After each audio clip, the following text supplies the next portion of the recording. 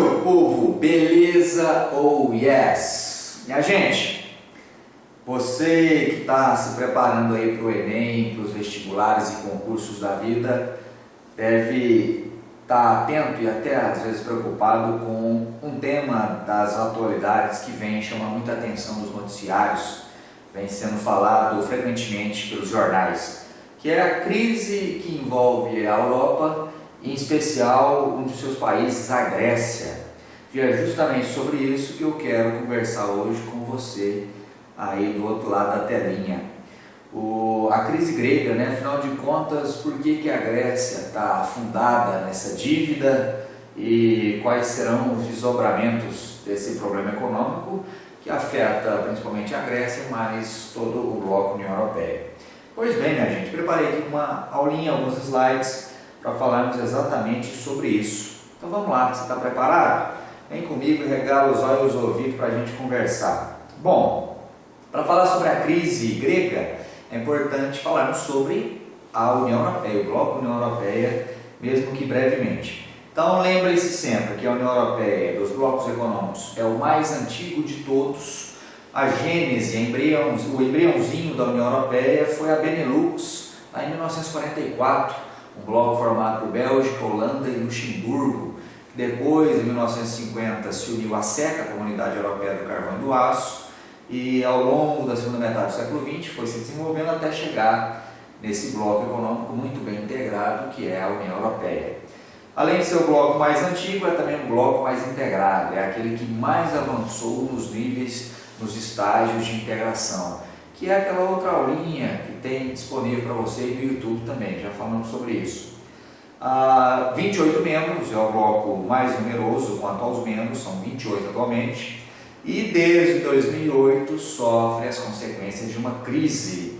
Essa crise de 2008, minha gente, lembre-se, é aquela mesma crise que estourou nos Estados Unidos, é aquela crise que explodiu no mercado imobiliário americano, que acabou se alastrando por todo o mundo rico, afetou não só os Estados Unidos, a Europa e também o Japão, de modo bastante intenso. O mundo subdesenvolvido, o Brasil, por exemplo, foi também afetado pela crise, mas não de maneira tão dura, não de maneira tão intensa como aconteceu no mundo rico desenvolvido. Na Europa, em especial, agora eu quero que você se atenha ainda mais ao que eu vou te falar, na Europa, em especial, a crise foi ainda mais grave, mais sentida. Por quê? Nós vamos lembrar daqueles 5 países europeus mais afetados pela crise. Lembra dessa siglazinha PIIGS? PIIGS, a ideia aqui é fazer referência a porcos mesmo no inglês, com 2 Is nesse caso, né?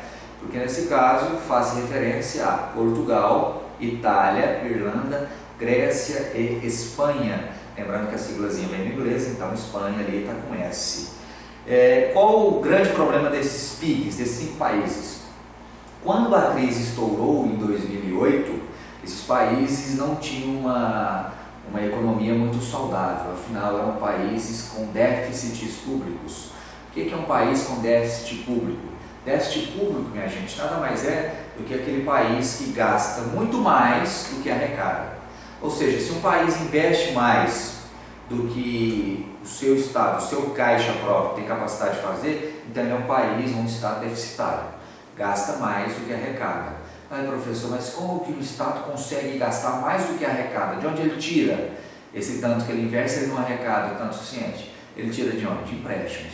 Então eram países que quando a crise estourou em 2008 já estavam devendo, já eram devedores.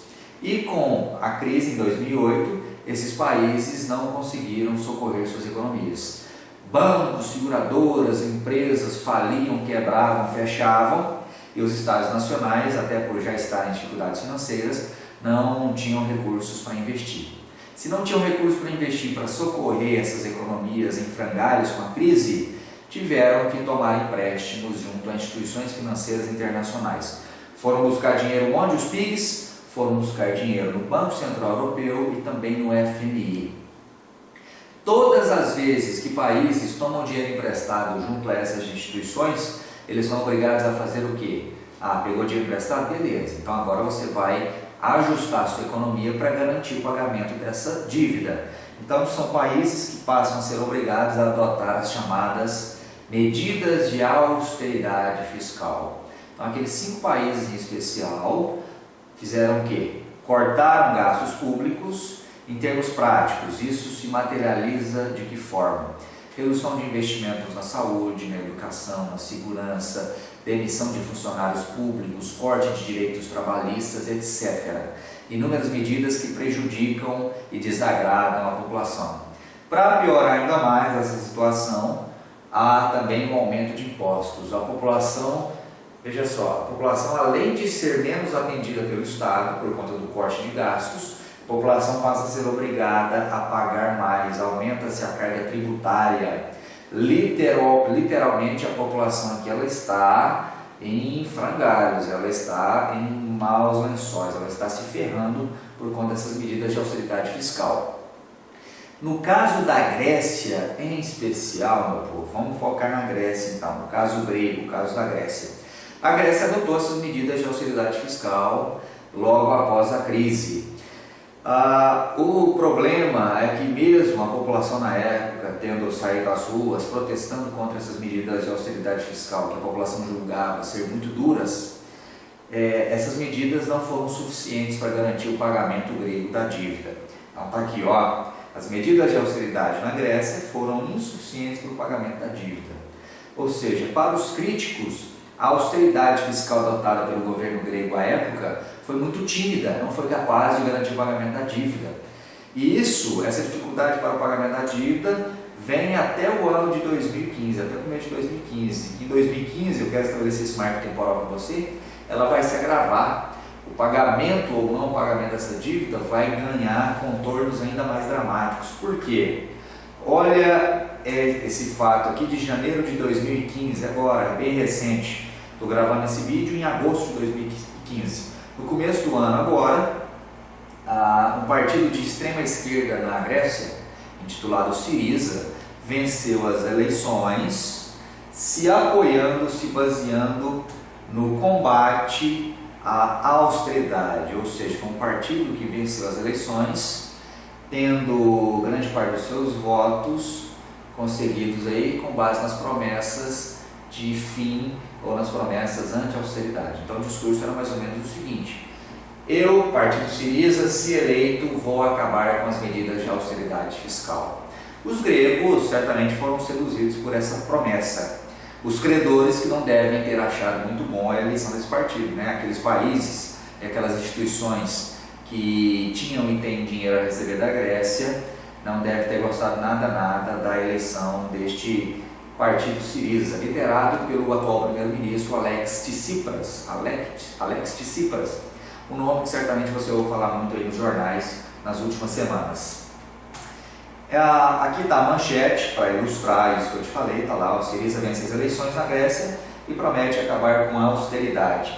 Matériazinha de janeiro de 2015, logo aí do começo do ano. Pois bem, em junho, agora, bem recente, os gregos anunciaram um calote de 1,6 bilhão de euros. Perceba que essa conta não paga aqui em junho não é a dívida total grega, é apenas uma parcela da dívida. A Grécia em junho vencia uma parcela da dívida junto ao FMI que não foi paga. E por que a Grécia não pagou? Porque ela não quis? Pode até ter tido essa não intenção de pagar, mas a Grécia, mesmo se quisesse fazer esse pagamento, não teria condições, afinal ela não tem recursos próprios. Lembrando que o volume total da dívida é de 320 bilhões de euros. Perceba aí, 320 bilhões de euros. Eu não estou falando de reais, não estou falando de dólares. É um pouco maior, são euros. Para você ter noção de números, se a Grécia pegar todo o PIB, somar todas as riquezas que existem no país para garantir o pagamento dessa dívida, ainda assim não é suficiente. A dívida grega é quase o dobro do PIB que o país possui. O FMI mesmo já disse que a dívida é impagável. Não tem como a Grécia pagar a totalidade dessa dívida. O que os credores tentam fazer a todo instante é negociar formas de saírem perdendo menos, de conseguir pelo menos o pagamento de parte da dívida. Outro fato marcante, digno aí de ser comentado também, é que o primeiro-ministro Alexis Tsipras, em julho de 2015, convocou a população às urnas. Por que a população foi convocada às urnas e para quê? A pressão dos credores tem sido muito grande sobre o governo grego. Que tipo de pressão? Banco Central Europeu, a FMI e principalmente a Alemanha e França, os dois maiores credores, estão exigindo a todo custo que a Grécia enrijeça, endureça as medidas de austeridade fiscal, façam com que elas tornem-se ainda mais duras, ainda mais prejudiciais ao povo grego. O primeiro-ministro tem recusado a todo custo esse acirramento da austeridade fiscal. Só que chegou um momento que ele, acuado, falou, então beleza, deixa eu ver então a opinião dos gregos. A opinião do governo é não queremos adotar esse endurecimento das medidas de austeridade fiscal. Mas já que há uma forte pressão sobre mim, que sou o governo, deixa eu fazer uma consulta então à população. Então a população foi consultada, perguntou-se à população, gregos, vocês aceitam ou não aceitam as medidas de austeridade fiscal imposta pelos credores? A resposta está aí, 61% dos gregos disseram não à austeridade. Isso acabou servindo para aumentar o poder de negociação do governo grego, que é algo que vem acontecendo. As negociações seguem o seu curso e a ideia é de que os credores cheguem a um acordo com a Grécia de que os gregos paguem pelo menos parte dessa dívida. Já há demonstrações, já há sinais, inclusive da primeira-ministra alemã Angela Merkel, de perdoar parte da dívida. Havia aí o perdão de parte da dívida para que os gregos consigam honrar e tentar o mais rápido possível fazer voltar à normalidade as suas economias. Muita gente pensa e sugere a exclusão da Grécia do bloco. Por que a exclusão da Grécia da União Europeia não é a melhor das opções? Vamos lá, vou listar com você aqui. Caso a Grécia saia do bloco,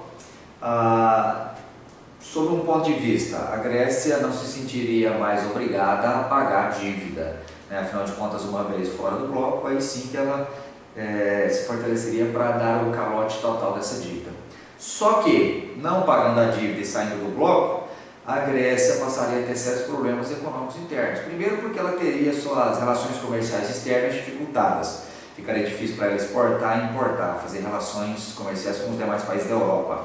Ela seria certamente boicotada. Em segundo lugar, ela perderia o direito de utilizar o euro como moeda oficial. Teria que voltar a usar a sua antiga moeda, o dracma, que já nasceria fraca, já nasceria desvalorizada essa nova moeda grega. Para o lado da União Europeia, por que não é interessante a Grécia sair do bloco? Não é interessante, primeiro porque se a Grécia sai, aí que ela não paga a mesma dívida, como eu já mencionei. Em segundo lugar, lembrem-se que não é só a Grécia que deve, há outros devedores dentro da União Europeia. Se a Grécia sai, isso poderia funcionar como um estímulo, poderia funcionar como um efeito dominó, um precedente para os outros países. Se a Grécia saiu, eu, Espanha, eu, Portugal, também vou sair, vou honrar com essa dívida. Então criaria um efeito em cadeia que não é nada interessante para os credores da União Europeia. Tá vendo então, pessoal, como é uma situação complexa? A ideia era essa, a mensagem que eu queria passar para vocês era essa. Espero que você tenha conseguido compreender o que eu te disse, esse resuminho aí sobre a crise grega. Fique atento então aos jornais, leia bastante, procure outras fontes para se informar também sobre isso aí. Certamente é um tema que será cobrado não só no Enem, pode aparecer no Enem, claro, mas também nas demais provas que serão feitas nos próximos meses. Tá certo, pessoal? É isso aí, então. Mais uma vez, obrigado pela sua atenção, pela sua audiência. Deixe aí sua curtida, deixe as suas mensagens de críticas ou sugestões. E curta também minha página no Facebook, é só digitar lá Professor Gabriel Augusto que vai aparecer. Valeu, um abração, até a próxima. Valeu!